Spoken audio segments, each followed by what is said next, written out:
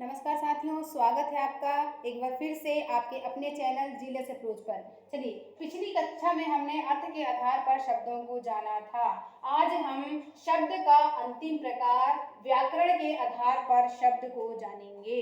तो व्याकरण के आधार पर ही हम प्रयोग के आधार पर या रूप के आधार पर शब्द कह सकते हैं। प्रयोग के आधार पर या रूप के आधार पर। तो जब हम प्रयोग, रूप या व्याकरण के आधार पर शब्दों का वर्गीकरण करते हैं तो हमें दो प्रकार के शब्द मिलते हैं। पहला है विकारी शब्द और दूसरा है अविकारी शब्द। तो अब हम बात करते हैं विकारी शब्द की। तो विकारी शब्द किसे कहते हैं? विकारी शब्द किसे कहते हैं ये जानने से पहले हम विकारी का अर्थ समझेंगे। तो विकारी जो है विकार शब्द से बना है। किससे? विकार शब्द से बना है। जब विकार शब्द में ई प्रत्यय लगाते हैं तब विकारी शब्द बनता है। विकार शब्द में ई प्रत्यय लगाने से विकारी शब्द बना है और इसी विकार का अर्थ होता है परिवर्तन। क्या होता है? परिवर्तन। अब हम विकारी शब्द की परिभाषा बता पाएंगे, तो ध्यान से सुनिएगा। वे शब्द जिनमें लिंग, वचन, पुरुष, क्रिया, काल आदि के आधार पर परिवर्तन या विकार उत्पन्न होता है, ऐसे शब्दों को विकारी शब्द कहते हैं। फिर से, वे शब्द जिनमें लिंग, वचन, क्रिया, काल, पुरुष आदि के आधार पर परिवर्तन या विकार उत्पन्न होता है, ऐसे शब्दों को विकारी शब्द कहते हैं। अब आगे बढ़ेंगे और बात करते हैं कि विकारी शब्द का जब हम वर्गीकरण करते हैं तो विकारी शब्द में भी हमें 4 प्रकार के शब्द मिलते हैं। कितने प्रकार के? 4 प्रकार के शब्द मिलते हैं। देखते हैं विकारी के अंतर्गत वे कौन से 4 प्रकार के शब्द हैं। तो पहला है संज्ञा। क्या? संज्ञा। दूसरा है सर्वनाम। सर्वनाम। तीसरा है क्रिया।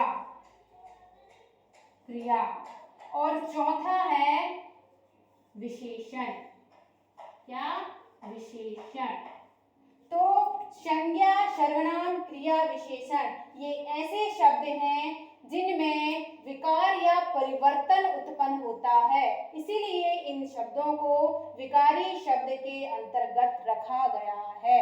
अब देखते हैं कुछ शब्दों को जिनमें किस प्रकार से विकार उत्पन्न होता है। जैसे संज्ञा, तो संज्ञा के अंतर्गत हम लेते हैं लड़का। क्या?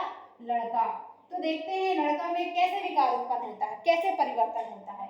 तो जब लिंग के आधार पर देखें तो लड़का का हो जाता है लड़की, और वचन के आधार पर देखें तो लड़का का हो जाता है लड़के।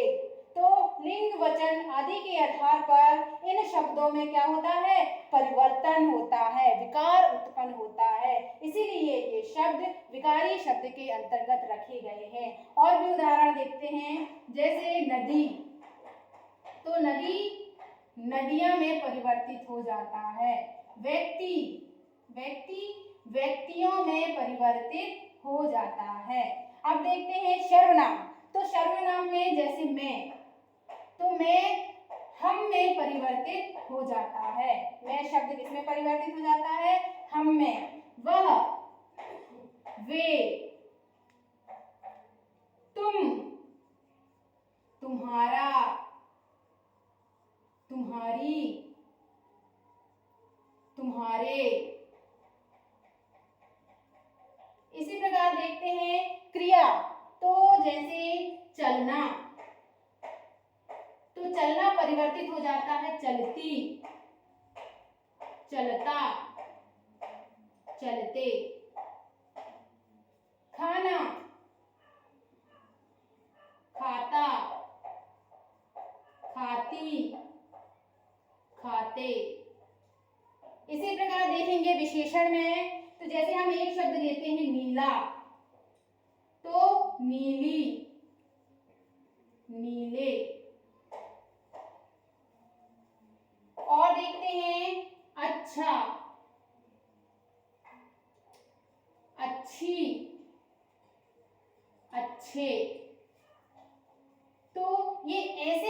हैं जिनमें विकार उत्पन्न होता है लिंग, वचन, क्रिया, काल, पुरुष आदि के आधार पर, इसलिए ये जो शब्द हैं संज्ञा शब्द, सर्वनाम शब्द, क्रिया शब्द, विशेषण शब्द विकारी शब्द के अंतर्गत आते हैं, क्योंकि इन शब्दों में विकार उत्पन्न होता है, परिवर्तन होता है।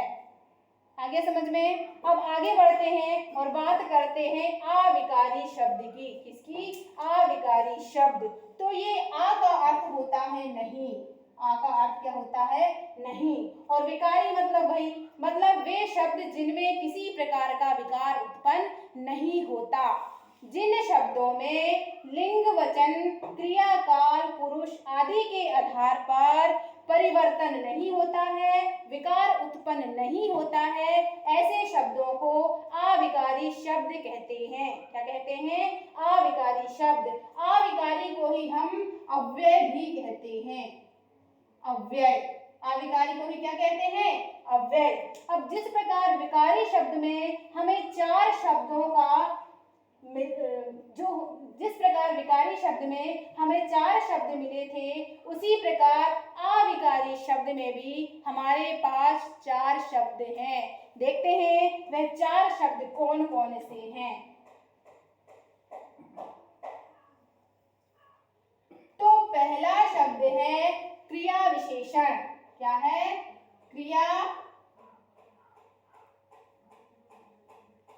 क्रिया विशेषण। दूसरा शब्द है संबंध बोधक। संबंध बोधक। तीसरा शब्द है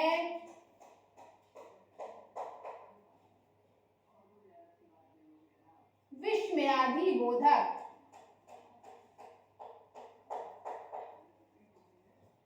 विस्मयादि बोधक। और चौथा शब्द है समुच्चय बोधक।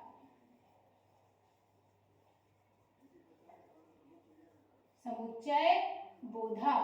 तो अविकारी शब्दों के अंतर्गत चार प्रकार के शब्द कौन कौन से? क्रिया विशेषण, संबंध बोधक, विस्मयादि बोधक और समुच्चय बोधक। ये वे शब्द हैं जिनमें किसी प्रकार से कोई परिवर्तन नहीं होता, कोई विकार उत्पन्न नहीं होता, इसलिए इन शब्दों को अविकारी शब्दों के अंतर्गत रखा गया है।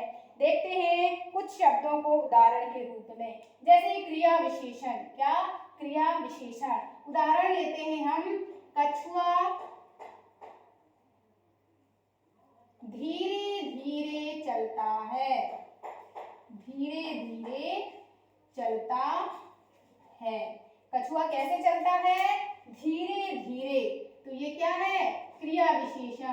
तो चाहे कछुआ धीरे धीरे चले या राधा धीरे धीरे चलती है, मोहन धीरे धीरे चलता है, तो ये जो धीरे धीरे शब्द है, इसमें किसी प्रकार से कोई परिवर्तन नहीं आता। चाहे हम वाक्यों का निर्माण कैसे भी करें, लेकिन ये जो धीरे धीरे शब्द है, इसमें किसी प्रकार का कोई परिवर्तन नहीं आता। और देखते हैं कुर्सी अंदर रख दो। क्या? कुर्सी अंदर रख दो। तो ये जो अंदर शब्द है, क्या? अंदर, इसमें भी किसी प्रकार से कोई परिवर्तन नहीं आएगा, न लिंग के आधार पर, न काल के आधार पर, न क्रिया के आधार पर। देखते हैं राम कुर्सी अंदर रख दो, सीता कुर्सी अंदर रख दो। कोई परिवर्तन आ रहा है अंदर शब्द में? नहीं आ रहा है। तो ऐसे शब्द जिनमें लिंग, वचन, काल आदि के आधार पर परिवर्तन ना हो, ऐसे शब्द अविकारी शब्द कहलाते हैं। संबंध बोधक का देखते हैं। घर के सामने स्कूल है। घर के सामने स्कूल है। स्कूल है। तो के सामने, क्या? के सामने। चाहे हम वाक्य को किसी भी प्रकार से लें, चाहे लिंग के आधार पर या किसी आधार पर, तो के सामने ही रहेगा। इस शब्द में किसी प्रकार से कोई परिवर्तन नहीं होगा। जैसे स्कूल के सामने मंदिर है, सूर्य पर्वत के पीछे से उगता है। तो ये शब्द ऐसे हैं जिनमें कभी कोई परिवर्तन नहीं होता। विस्मयादि बोधक देख लेते हैं, जैसे ओह,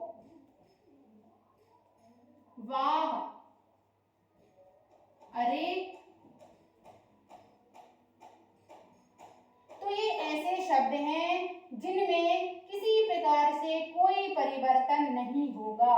जैसे अरे तुम कहाँ जा रहे हो, या फिर अरे तुम कहाँ जा रही हो। तो ये वे शब्द हैं विस्मयादि बोधक के अंतर्गत जिनमें कभी कोई परिवर्तन नहीं होता, ना लिंग के आधार पर, ना वचन के आधार पर, ना काल के आधार पर। अब देखते हैं समुच्चय बोधक। तो समुच्चय बोधक जब दो वाक्यों को हम एक साथ जोड़ते हैं तब समुच्चय बोधक शब्दों का प्रयोग करते हैं। इसमें आ जाता है और, तथा, किंतु, परंतु, इसलिए, जिससे कि, आदि और भी शब्द हैं जो समुच्चय बोधक के अंतर्गत आते हैं और जिनमें भी कोई परिवर्तन नहीं आता। जैसे पापा स्कूल गए हैं और मम्मी बाजार गई है। क्या? पापा स्कूल गए हैं और मम्मी बाजार गई है। इसी प्रकार मम्मी स्कूल गई है और पापा बाजार गए हैं। चाहे हम लिंग के, पुरुष के किसी भी आधार पे वाक्य बनाएं तो ये जो शब्द हैं और, तथा, किंतु, परंतु, इसलिए, जिससे कि, तो इन शब्दों में किसी प्रकार का परिवर्तन नहीं होता है। इसलिए ये जो शब्द हैं क्रिया विशेषण, संबंध बोधक, विस्मयादि बोधक, समुच्चय बोधक, ये शब्द अविकारी शब्द के अंतर्गत रखे गए हैं। तो आज की क्लास में हमने व्याकरण के आधार पर शब्द को जाना और व्याकरण के आधार पर ही प्रयोग या रूप के आधार पर कह सकते हैं दो प्रकार के शब्द मिलते हैं, विकारी और अविकारी।